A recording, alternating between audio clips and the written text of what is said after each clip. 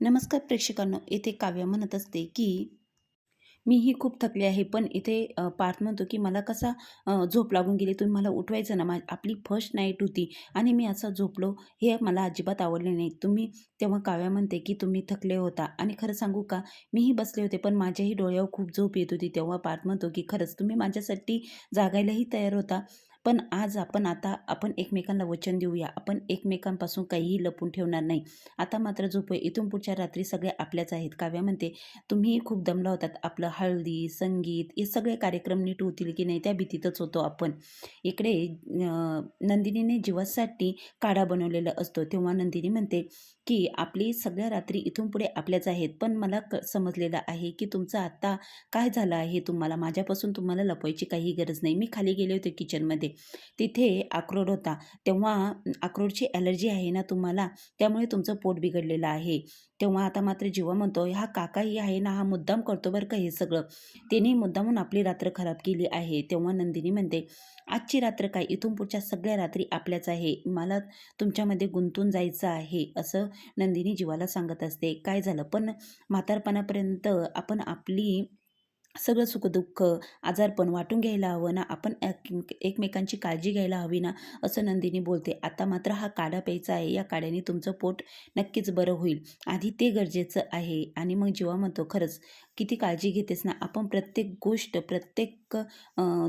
तुझं काही दुखलं तर तू माझ्याबरोबर शेअर करू शकते. आपण प्रत्येक गोष्ट एकमेकांबरोबर शेअर करूया आणि इथून पुढचे आपले सगळी लाईफ सुखात घालूया, असं जीवा नंदिनीला प्रॉमिस करत असतो. तेव्हा नंदिनी म्हणते, आता मात्र आपण दोघीही खूप थकलं आहे. आताची फर्स्ट नाईट काय, इथून पुढच्या सगळ्याच आपल्या. आजची रात्र काय आपली शेवटची नाही आहे. इथून पुढच्या सगळ्या रात्री आपल्याच आहे. आज आपण एकमेकां आज तेव्हा इथे जेव्हा म्हणतो की अगं नंदिनी, तुझा किती छान मूड होता आणि माझंही असं झालं. तेव्हा नंदिनी म्हणते, हो आज माझा असा मूड होता, इथून पुढे सुद्धा माझा मूड असाच असणार आहे. त्यामुळे तुम्ही काळजी करू नका. इथून पुढची प्रत्येक रात्र, प्रत्येक सकाळ मी माझ्या असाच मूड राहणार आहे. कारण की आपण एकमेकांना आता मनाने स्वीकारलेलं आहे. आता हा काढा प्या पटकन. आणि जेव्हा म्हणतो का हा काढा किती कडू आहे, पण नंदिनी त्याला तो काढा बळजुबरी पाजते.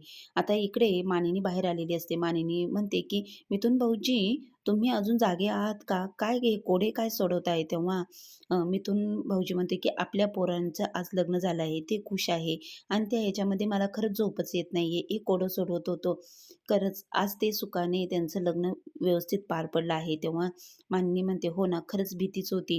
हे सगळं मागच्या 16 डिसेंबरला जे घडलं, जे घडून गेलं ते घडायला नको होतं. पण त्या सगळ्यांनी सगळी पुढे लाईफ डिस्टर्ब झाली. पण मिथुन काका म्हणतात की हो, हे सगळं मला आधीच माहिती होतं. फार्म हाऊसवरचे ते फोटो मी सगळे लपवले होते. पण काय करणार, जीवाने स्वतःला भाजून घेतलं आणि त्या गडबडीत ते फोटो तसेच राहिले. पण नक्कीच मिथुन भाऊजी म्हणतात की हे कारस्थान कुणी केलं आहे. 16 डिसेंबरला ते फोटो कुणी आणले, कुठून आले, वसुंधरा आणि त्या रम्याशिवाय कुणीच करणार नाही. तुम्हाला आपल्या घरातल्या प्रत्येकाला माहिती आहे की त्या कशा आहेत. तेव्हा मात्र मानिनी म्हणते की लग्नामध्ये त्यांनी असं काही केलेलं नाहीये.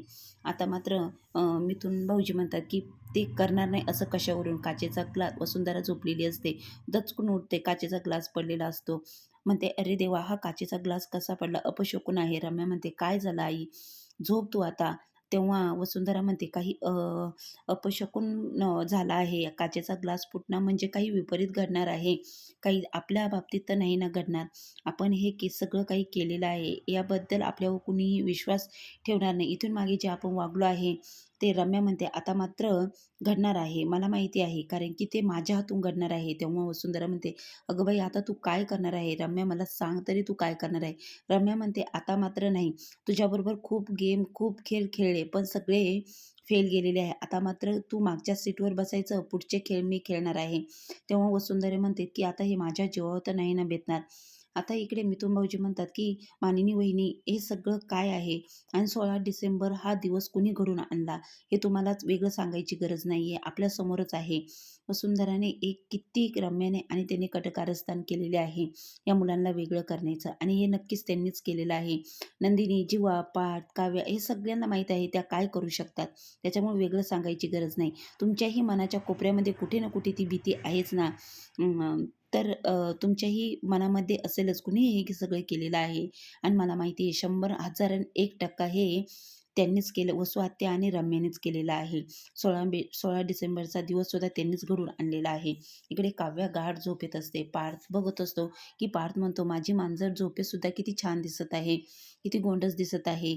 आणि मग येथे काव्या आणि पार्थ मस्त गाढ झोपलेले असतात. ही पिस्कारलेली मांजर किती गोड आहे.